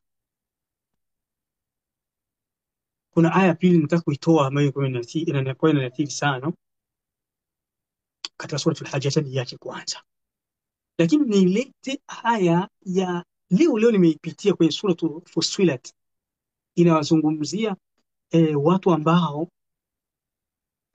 ni watu waovu, kwamba Allah hawabembelezi kwa kuwasamia madhambi. Sio watu waumini Allah anawabembeleza, watu waovu Allah hawabembelezi. Katika sura ziko mbili na nimepitia, alhamdulillah, juzu langu leo ziko karibu, lakini acha nichukue moja. Allah anasema walain adaqnahu rahmatan minna min ba'di dharraa massathu la yaqulanna hadha li wama adhunnu sa'ata qa'imatan wa la in ruji'tu ila rabbi inna li 'indahu lalhusna. Hapa haya maneno ya kiimani Sheikh. Ule mtu anasema anafanya vitendo vibaya, lakini anakuambia Allah mwanzo anasema wala in adaqnahu rahmatan minna min ba'di dharraa. Mtu tukimpa huruma wetu maisha mazuri, alikuwa na maisha magumu, la yaqulanna hadha, anasema ni akili zangu. Yani hii aya tuhusu sisi watu wa Ulaya. Alipokuwa Afrika alikuwa iko vibaya, fatigue, maisha yalikuwa ni magumu, zile za kulala tusogea tulale, zile za kulala wapigwa seleksio ya Mungu, hawana kinga ya Mungu, na joto kali ndio kisha tuko na kitanda kimoja watu kama 6, shuka imenuka kweli kweli. Ndio maisha ambao tumepita watu wengi. Hajui atakula nini akila hivi sasa, leo akila hajui kesho atakula nini. Maharage kwenda mbele, hayana hata mafuta, na kuna wakati wanawapikia chai kila mtu atafute sukari yake. Haya ni maisha yamekuwepo katika nchi zetu Sheikh. Sasa anakuja Ulaya, mashallah, kasoma mashallah, anakuwa na kimshahara cha dola 1,800, euro 2,000, anasahau Allah ndio anamsema kwenye Qur'an. Hadha anasema hii akili yangu nilipata. Kisha Allah anasema huyu mtu wakimkumbusha kurudi kwa Allah anakataa, anasema wala irji'tu ila rabbi inna li indahu lal husna. Kwa hii akili yangu hata kama nitarudi kwa Mola nitakuwa na maisha mazuri tu, utakuwa na maisha mazuri, utakuwa na maisha mazuri yapi? Utakuwa na maisha mazuri husaji, utakuwa na maisha mazuri hukumbuki wenzako ambao uliwaacha, marafiki zako ambao umekuwa unaishi maisha kama hayo, bali wa ndugu zako. Kisha Allah akasema wala irji'tu ila rabbi inna li indahu lal husna falanunabbi'annahum bima amilu wala nudhiqannahum min adhabin ghalidh. Allah anasema hawa sintawasamehe yote watakayoyafanya, nitawahukumu, nitawahesabia yote watakayofanya mabaya, nitawahesabia na nitawaadhibu, hata wasameshe. شكرا لله سيما قد قرن الله عز وجل الإيمان مع العمل في كثير من الآيات في كتابه العزيز. Allah tabaraka wa taala kwenye aya nyingi sana kwenye Qur'ani ameshindikiza imani na vitendo. فقال تعالى akasema innal ladhina amanu wa amilu salihati kanat lahum jannatul firdausi nuzula, watu wenye kuamini wakafanya vitendo vizuri ndio watapata firdausi, watashuka huko. وقال تعالى إن الذين قالوا ربنا الله ثم استقاموا تتنزل عليهم الملائكة ألا تخافوا ولا تحزنوا. Allah akasema tena pia wale watakaosema Allah ni Mola wetu, ndio imani, si rohoni, ukamkubali kama Allah ni Mola, kisha wakawa na istiqama, watashushikiwa na malaika, watawaambia msihuzunike wala msiogope. Waqala ta'ala wa tilka aljannatu allati urithumuha bima kuntum ta'malun. Allah akasema hiyo pepo nitawapa watu kwa yale waliokuwa wakifanya, Sheikh. Mtu akwambia basi unajua tutaingia peponi na vitendo, sio vitendo vingi peponi. Peponi tutaingia tu ni huruma wa Allah. Basi peponi maana vitabu vingi, mtu akutana vitabu vingi, sala nyingi, mandevu yeye anajivalia zake suruali na shati na pika koti mpaka misipa inaonekana, kwa mzungu kweli kweli. Wazungu wakimwona sema huyu ametushinda uzungu, mzungu Mwafrika. Akamwambia basi hiyo vitabu vingi na masalasala mengi na sikiliza kisa Allah anasema hapa kwenye Qur'an, watilka aljannatu, hiyo pepo, allati urithumuha, nitawarithisha, nitakurithisha, bima kuntum ta'malun, kwa vitendo vyenu Sheikh. Waqala ta'ala, Allah akasema wal asr, na hapa kwa wakati wa asr, innal insana lafi khusr, mwanadamu kwenye khasara, illa, isipokuwa alladhina amanu, aliamini wa amilu salihat, akatenda vitendo vizuri, watawasau bil haqq watawasau bis sabr, wakahusiana haki na wakahusiana subira. Waqala nabii sallallahu alayhi wasallam qul amantu billahi thumma istaqim, mtume akasema tena sema nimemwamini Allah kisha kuwa na istiqama. Waqala sallallahu alayhi wasallam, mtume akasema al imanu bid'un wa sab'una shu'ba, imani vipengele 70 na ziada. فأفضلها قول لا إله إلا الله, bora au kipengele cha kwanza cha kukuingiza kabisa katika imani ni kusema la ilaha illa Allah. Wa adnaha imatatul adha anit tariq, kipengele kidogo kabisa cha imani ni kuona kitu kibaya njiani kitawaumiza watu ukatoa. Cha kwanza, kipengele cha kwanza ni cha rohoni. Inaonekana kwamba ili imani iwe kali mpaka iwe rohoni, uanze kukubali kama Allah yupo na ni mmoja, kisha ulimi ufuke unatamka la ilaha illa Allah. Ndio kipengele hicho cha kipengele nyeti cha rohoni na ulimini, kisha uoneshe na vitendo. Ona kitendo tu chepesi cha kutoa kitu kisiwaumizi watu ni katika imani. Unaonaje sasa kumpa mtu riziki atafurahi? Wal haya'u shu'batun min al-iman, kuwa na haya ni katika vipengele vya imani. Mimi kweli nasikia haya pale Waislamu wataona kama siku hii nasali, na nikasikia haya kuvaa suruali Waislamu wataniona.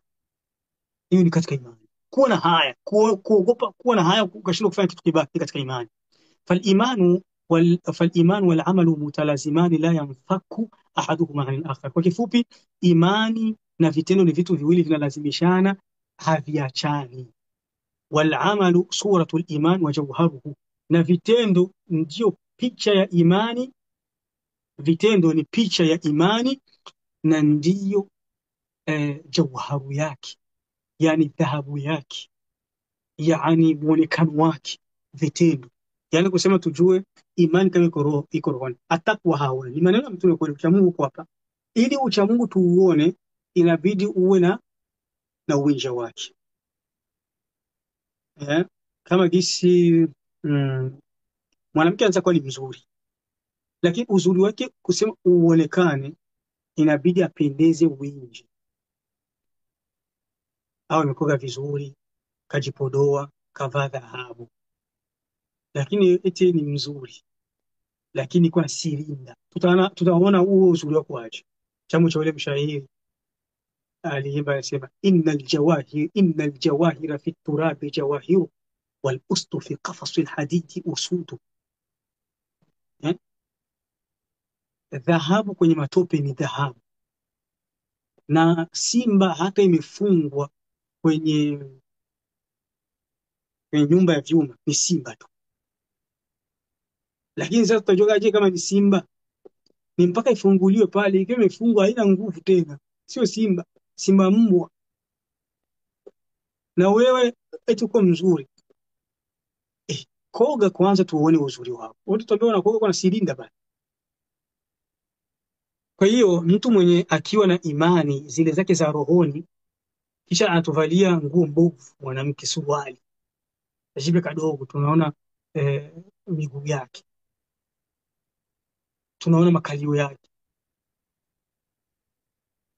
Mtu ambaye atasema yuko na imani lakini hasali, wewe kama mtu mzuri kajipaka silinda. Tena unakuja kwenye harusi silinda, bibi harusi anakuja na silinda. Hiyo harusi itakuwa kwa huwa min lawazimihi wa muktadayati. Kwa kifupi, watu wa Islam ni katika lawazim za imani vitendo, wa nisfu maana, bali ndo nusu ya maana ya imani. Mtu kama huna vitendo, basi wewe huna imani. Na Mtume SAW akasema, inna Allaha la yanzuru ila suwarikum wala ila ajsadikum walakin yanzuru ila qulubikum wa ila a'malikum. Allah hatutizama picha zenu eti umependeza na mwili wako ni mwili mzuri, lakini Allah anatizama roho zenu na amali zenu. Tutaendelea insha Allah darasa lingine na pointi ya kuhusu imani tuimaliza, na ndio msingi wa pili katika misingi ya akida ya Sunna wal Jamaa. Tusimamie leo kwa hapo, waache mlango maswali madogo tu, kama maswali sio zidi matatu. Niko na darasa baada ya hapo. Karibu.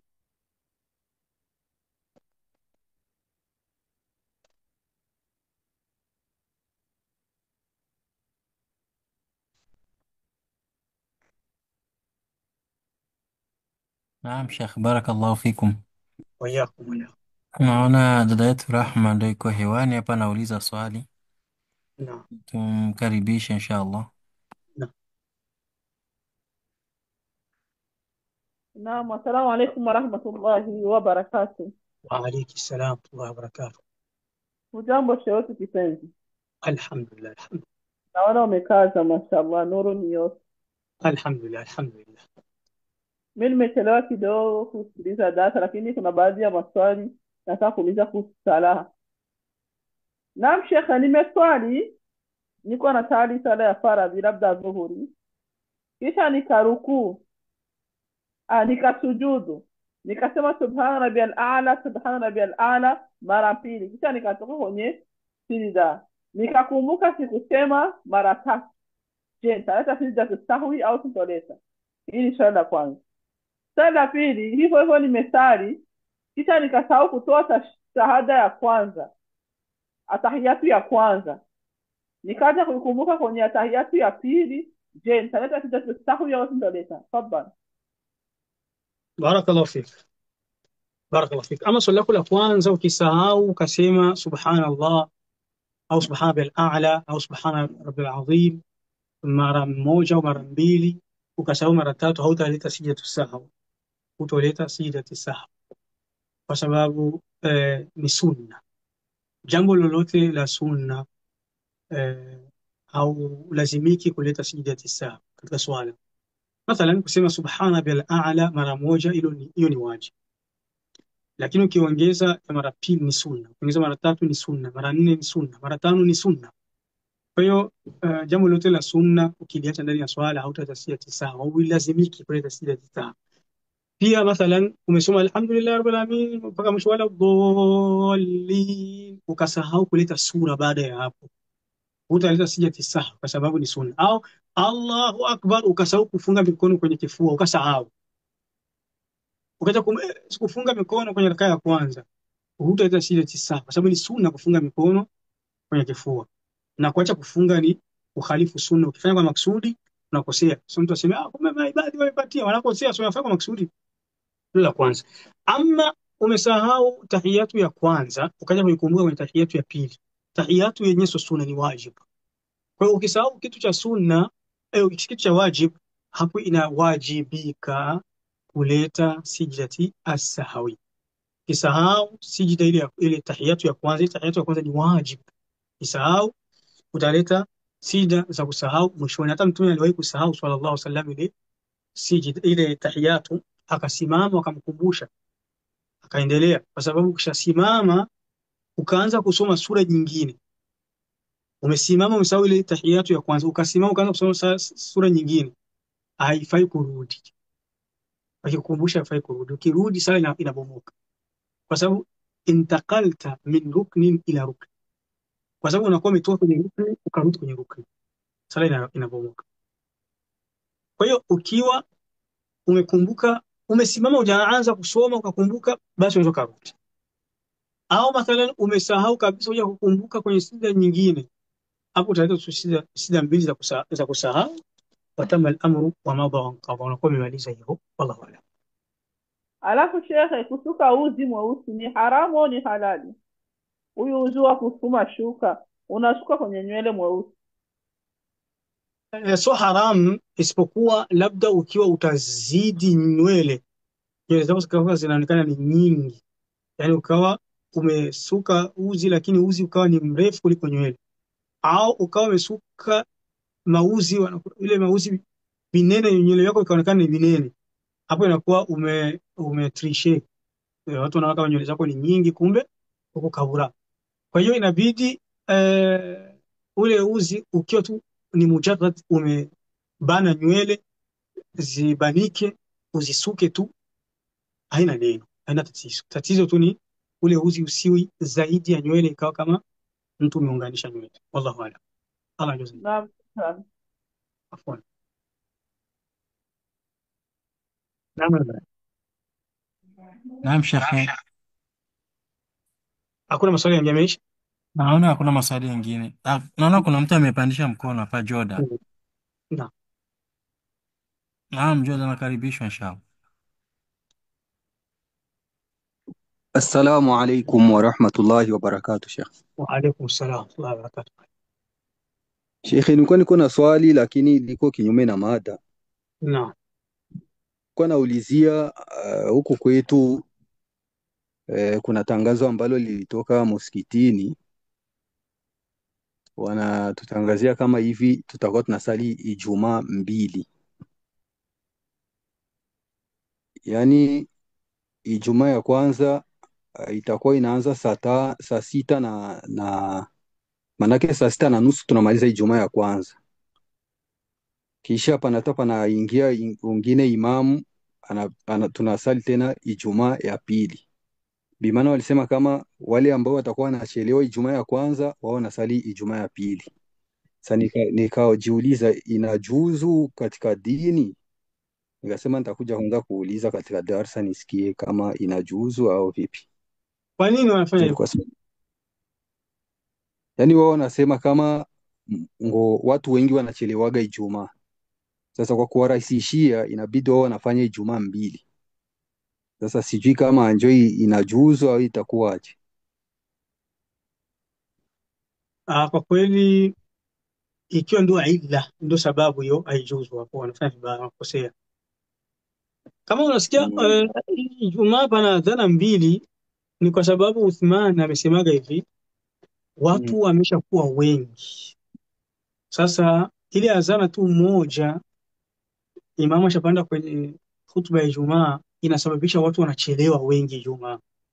Ndio akaweka adhana ya pili, akaweka adhana ya kwanza, wao wanatoa sokoni, walikuwa wanatolea sokoni ili watu wa sokoni wajue kama Ijumaa imeenea. Ya ayyuhalladhina amanu idha nudiya lisalati min yaumi ljum'a fasau ila dhikri llahi wadharu lbai, acheni sasa kufanya biashara. Watu wafanya biashara, wanaenda kuoga na nini, wanajiandaa. Azana ya kwanza wanakuja pale, ndo imamu anapanda kwenye mimbar, azana ya pili atolewa. Hiyo ndo sababu ya Uthmani kuongeza ile adhana nyingine, lakini hakusema basi tutakuwa tunasali Ijumaa mbili. Kwa hiyo haijuzu kusali Ijumaa mbili kwa hiyo illa, kwa hiyo sababu. Huko kwetu wakati wa corona hivyo, wakati wa barafu, kana msikiti ni mdogo, wanasema Ijumaa mbili, sawa, hiyo kuna maneno fulani, lakini kwa hiyo ya kwao haijuzu, kwani kwa sababu katika sheria ya Kiislamu Ijumaa zinastahili kuwa ndogo. Mathalan kwenye kijiji misikiti yote ifunge, Ijumaa iwe kwenye msikiti mmoja. Kwani kwa sababu katika malengo ya Ijumaa watu wa ule mtaa waonane, iwe ni mkusanyiko wa Kiislamu, wasalimiane. Mm. Na la Idi sasa iwe ni mji, yaani mauwanja ya miji yote wafungi, wasalie kwenye uwanja mmoja. Ule mji, yani mji kama mitaa zaidi ya mitatu, wakutane sehemu moja. Kwa Uislamu ukiona makusanyiko unataka watu waonane. Hayo ni katika malengo ya mikusanyiko. Mathalan unatazama kama hivi Ulaya. Ulaya unatana Idi, watu wanatoka kule, watoto wakula, tunakutania sehemu moja. Bwana, habari zako? Mnaonana. Hiyo ni katika malengo ya Idi. Lakini leo nasikia mtu anakuambia hayo malengo hayakubali. Mimi nataka nisaidie Idi ya kwetu ili niende na mguu, nitoke na mguu nione. Huyu anakuwa hajaelewa maana na malengo ya mikusanyiko hii ya dini. Ndio maana Sheikh Al-Albani kuna kitabu chake kidogo amekiandika cha tauhidul Jumaa, yani kufanya Ijumaa iwe moja mjini. Kwa hiyo hao wenye wanafanya hivyo wakumbushwe, kani mashekhe wakumbushwe wamekosea, kosa liko wazi, liko haifai. Hawala. Naam. Shukran Sheikh. Afwan. Sawa, na sasa tuko tumemaliza Imran. Naam, Sheikh, kuna swali hapa Naam. la kuhusu nywele za uzi. Naam. Naam, ndugu yetu ameuliza, anasema kama yeye anaridhia mke wake afunge uzi hata zikizidi nywele, yeye hana shida. Sio kwamba mke wake atakuwa amemtapeli kuwa ana nywele ndefu. Yeye anazijua na anaridhia mke wake afunge hizo uzi, sababu yeye mwenyewe ndio anaziona hizo nywele za mke wake. Japo hiyo hukumu inakuwaje? Tabidi sasa amlizie afunge na meshi. Kwa sababu meshi maana yake meshi, si unakuwa watapeli watu kama uko na nywele nzuri za kizungu, mzungu ashakajifia unaweka nywele zake. Kwa hiyo itabidi amwambie sasa, mke wangu mimi naridhia unani uweke hizo meshi, mimi naridhia, haina neno. Sasa mmoja tuambia kwa sababu wewe ya kutapeli, hiyo ni katika sababu mmoja katika masababu, lakini pako zingine nyingi sababu. Kwa hiyo walikuja watu kwa Mtume swalla sallam wakasema tuna bibi harusi, lakini anaumwa magonjwa ya kukatika nywele, tulikuwa tunaomba tumuunganishe nywele. Mtume swalla sallam akasema maneno makali kweli, Sheikh. Allah amemlani mwenye kuunganisha nywele, Allah amemlani mwenye kuunganisha nywele. Kwa hiyo hata alizie ni makosa. Kuna kama bibi harusi alikuwa ameridhiwa na baba harusi, kwa sababu ni familia bi harusi ndio imempeleka Mtume swalla sallam, akamwambia sha'ruha tatasaqat, sha'ruha yatasaqat, nywele zake zinaanguka zinakatikaga, ni ugonjwa. Mtume akasema Allah alimdani mwenye kuunganisha nywele. Kwa hiyo asiridhi. Na mimi najua kama tofauti kidogo ya meshi na uzi, kwa sababu hata ulama wanajuzisha mauzi hata yakizidi nywele, wanasema kwamba kosa ni nywele, kuweka nywele zingine, lakini mauzi sio nywele. Kuna baadhi ya ulama wamejuzisha, lakini ukitazama hadithi ya Mtume swalla sallam utaona kwamba imeharamisha, na sisi tu tunazoea kufuata hadithi ya Mtume, tusio tunazoea kufuata ulama. Sasa ulama wenyewe wanafuata Mtume, hao ulama anza kuwa ile hadithi ya kuiona, anaanza kuwa amemuigia mwalimu wake. Wewe unaona hadithi ya Mtume kwa waziwazi inaharamisha, na wewe unasema na yeye si sheni kwa dalili zake. Kuna watu wanasemaga hivi kwa dalili zake.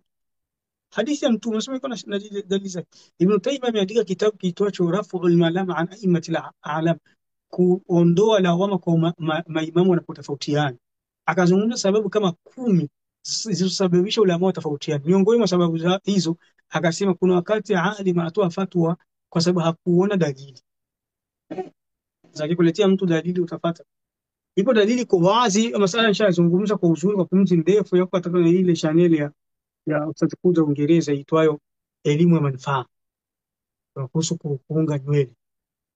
Dalili kwa wazi kabisa, Mtume SAW anakataza mwanamke kuunga nywele kitu chochote, iwe ni nywele zingine, iwe ni uzi, iwe ni kitambaa, iwe ni perike, iwe ni kamba, kitu chochote mwanamke ukakiunga kikawa na maana ya kuunga. Maana ya kuunga maana yake kikazidi nywele, umelaaniwa. Laana Allahu alwasila walmustawsila, Allah anamlaani mwenye kuunganisha na yule mwenye kuunganisha, yule mwenye kuunganishwa na mwenye kumuunganisha, wote wanalaaniwa. Laana ya Allah una nyepesi tu, kitataka kichwa changu kipendeze. Kichwa changu kinapendeza hata bila kuunganisha. Ndugu yangu, unajidanganya tu. Leo unakutana wanawake wanaenda hata wanajipaka na udhui ili awe mweupe.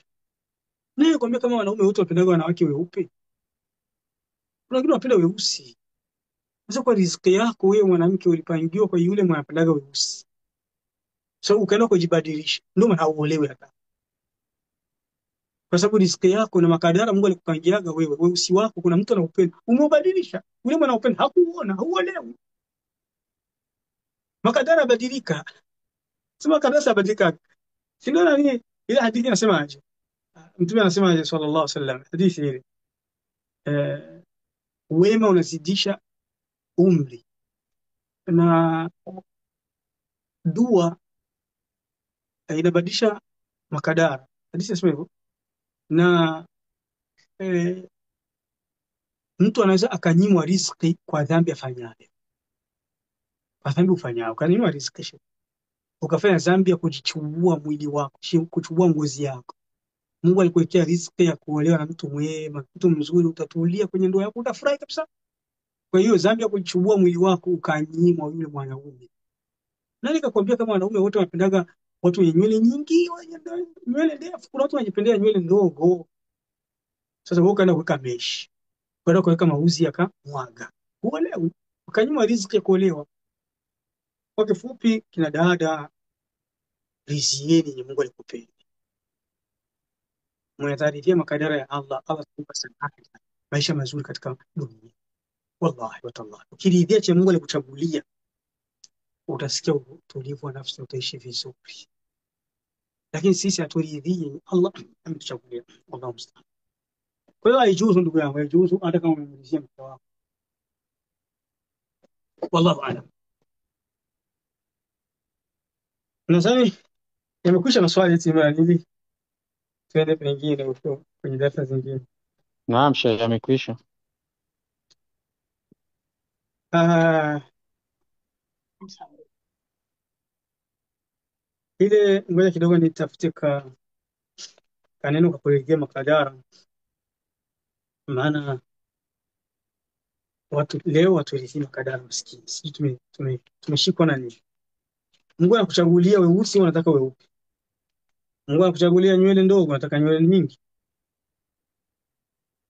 Hiyo ni tatizo tuko nalo. Mungu anakuridhia, anakupa watoto wa kiume tu, unakasirika, unasema sina mtoto wa kike, maana mtoto wa kike ndio atawalea kaka zake.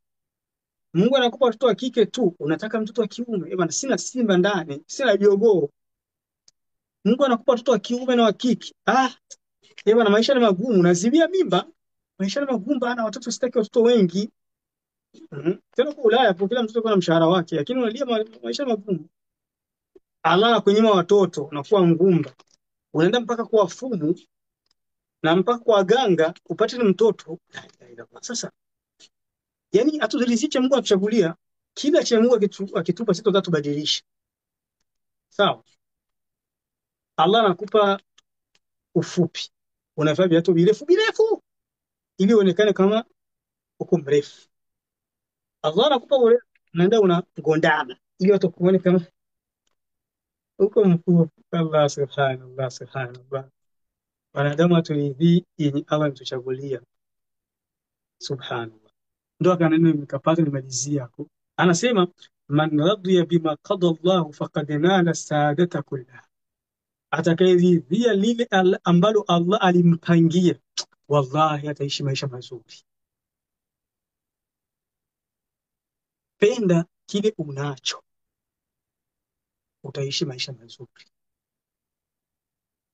iwe ni mme, iwe ni mke. Waman sakhita bima qada Allah faqad nala shaqawata kullaha, na atakayechukia kitu ambacho Allah alimpa, basi ajue ataishi maisha mabaya. Waman asbaha wa hammuhu al-akhirah jamaa Allahu shamlahu waja'ala Allahu ghinahu fi qalbihi wa atatuhu dunya wa hiya raghib. Na mtu ambaye atakuwa anasaka tu akhira, muhimu yeye akili yake yote ni akhira, mimi nataka tu nipate thawabu za akhira, Allah atamkusanyia anavyotaka ambavyo viko mbalimbali, atakuletea vitakuwa karibu. Unataka upate riziki, Allah atakuletea. Unataka upate mume mwema, Allah atakuletea. Unataka upate mke mwema, Allah atakuletea. Unataka upate afya, Allah atakuletea. Unataka upate kizazi kizuri, Allah atakuletea. Unataka upate yani manake mwalimu mzuri, Allah atakuletea. Watu wema, Allah atakuletea. Waja'ala Allahu ghinahu fi qalbi, kisha atakujalia utakuwa tajiri wa roho. Si ndio muhimu shekhe? Sio tajiri wa mapato, kuna kigari kizuri, kinyumba kizuri, kivilana. Roho imeridhika. Ukiwa akili yako yote ni kutafuta akhera, atatuhu dunya wa hiya raghib, wallahi dunia itakujia itaki staki, niangukie pua. Wallahu a'lam wa sallallahu alaihi wasallam.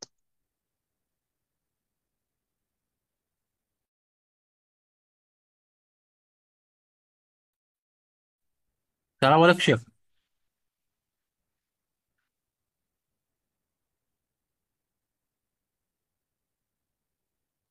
Wa alaikum salam wa barakatuh.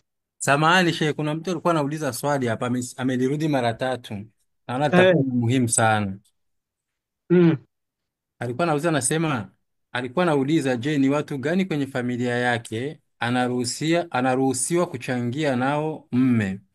Yaani kwa mfano, je, anaweza kumwomba mme wake amuoe mtoto wa mama yake mkubwa ambaye anachangia mama na baba na mama yake? Yendo kama nisikia vizuri au yendo anamwomba mume wake? Ndio ameuliza hivyo, anaweza kumwomba mme wake? Huenda kuwa ni katika wale wanawake wakati wa Mtume sallallahu alaihi wasallam, yendo anamwomba mume wake amuoe mtoto wa mama yake mdogo.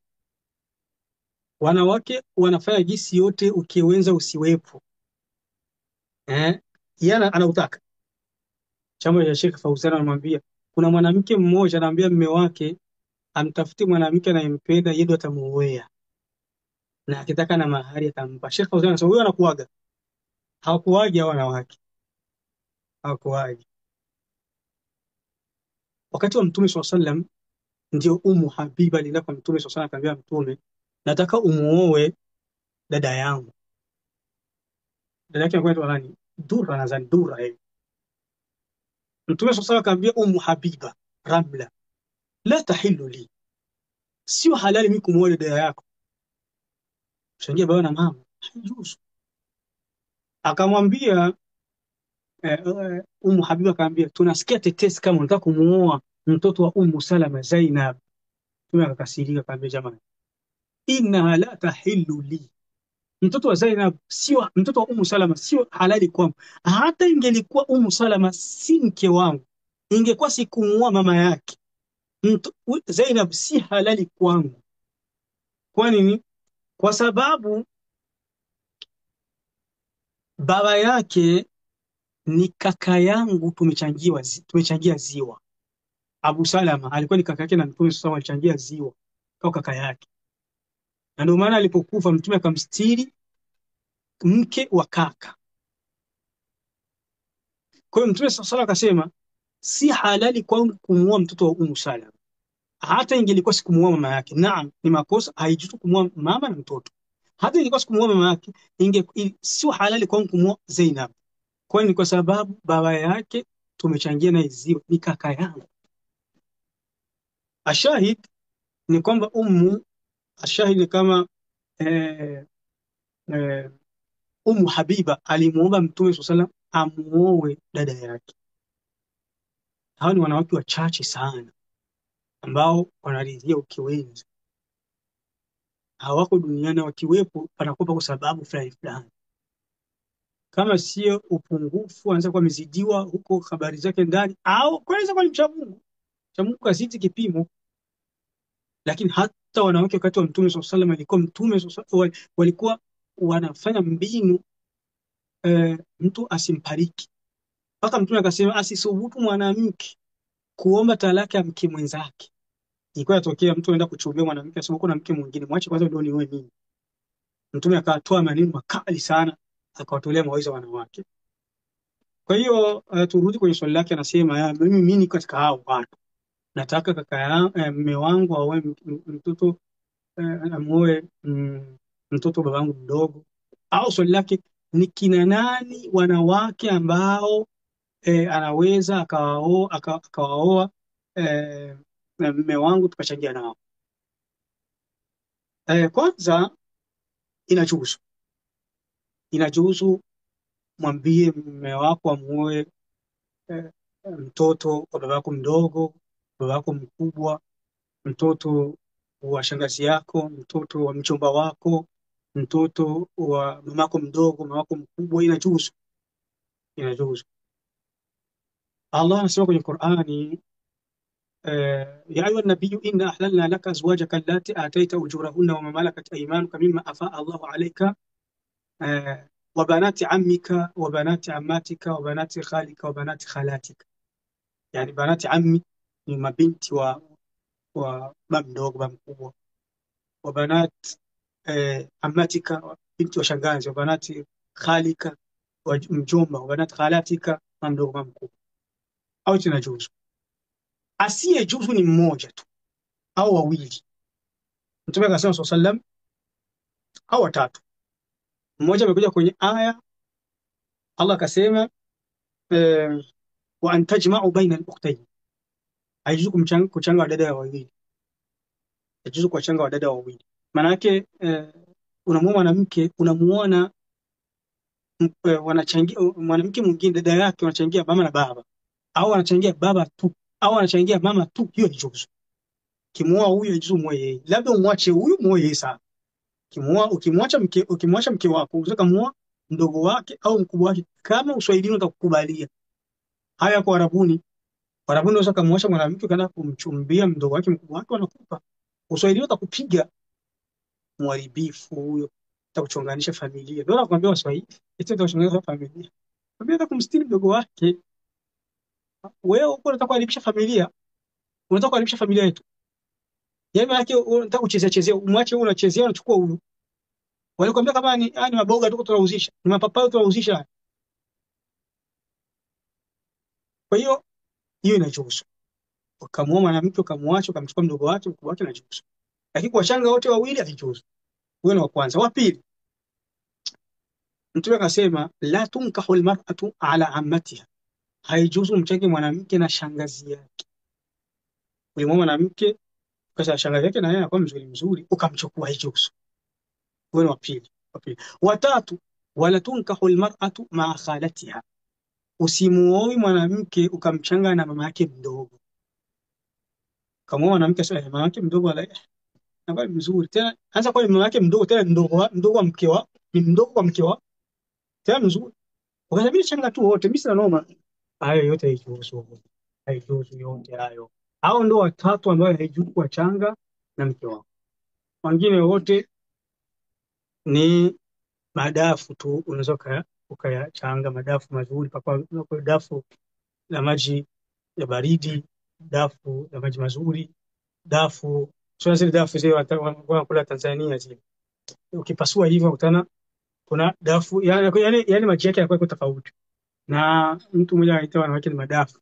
Jamaa mmoja ndio alichukua kwa hiyo. Wallahu aalam, Allah ajua zaidi. Naam Sheikh, kuna swali lingine limeingia tena. Naam, Ni dada yetu hapa anauliza kama eti inajuzu kutoa pesa ya zaka katika jengo la msikiti. haijuzu kutoa pesa ya zaka katika kujenga msikiti, haijuzu. Watu wa zaka walitajwa na Qur'an, haijuzu kwenda kinyume nao. Innama sadaqatu lilfuqarai والفقير والمساكين المسكين، إنما الصدقات للفقراء والمساكين، إنما الصدقات للفقراء والمساكين والعاملين عليها، na wale wenye kuikusanya, walmuallafati qulubuhum, na wenye wanataka kuregeza, wale wanataka kuregeza roho wakomae kwenye dini au waingie kwenye dini, walmuallafati qulubuhum, walgharimin, na wenye madeni. Mtu yuko na madeni unaweza kumpa zaka akalipa. إنما صدقات للفقراء والمساكين والعاملين عليها والمؤلفة قلوبهم والغارمين وفي سبيل الله، na wenye kwenye njia ya Allah tabaraka wa taala, na watumwa na wabeni sabili, na wasafiri. Mtu yasafiri anataka kusafiri, anataka kumpa zaka. Watu wanane hao ndio ambao wanapewa zaka. Msikiti haumo. Kwa hiyo msikiti as-sahih, wallahu aalam, haijuzu kuchanga sadaka au kutoa mali ya zaka kwenye msikiti. Wallahu a'lam. Allah ndiye zaidi. Naam Sheikh, kuna wengine mawili hapa. Kasome mbio mbio. Naam, limoja anasema eti shirki ni nini? Alafu na lingine anasema kuna hikma gani au ni kwa nini mwanaume kuvaa nguo fupi? Ama shiriki ni kumchanga Allah tabaraka wa taala na vingine katika ibada au katika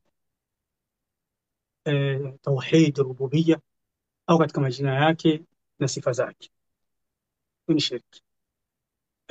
Kumchanga Allah tabaraka wa taala katika ibada, hiyo ni shirki. Mathalan, ibada iko tofauti. Pako ibada ya kusali kama Wakristo wanamwabudu Yesu, ni shirki.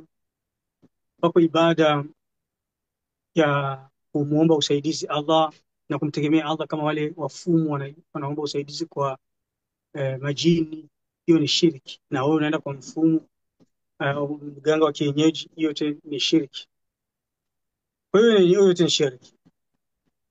Ama kuhusu hikma ya mwanamume kuvaa nguo fupi, kwanza nguo fupi,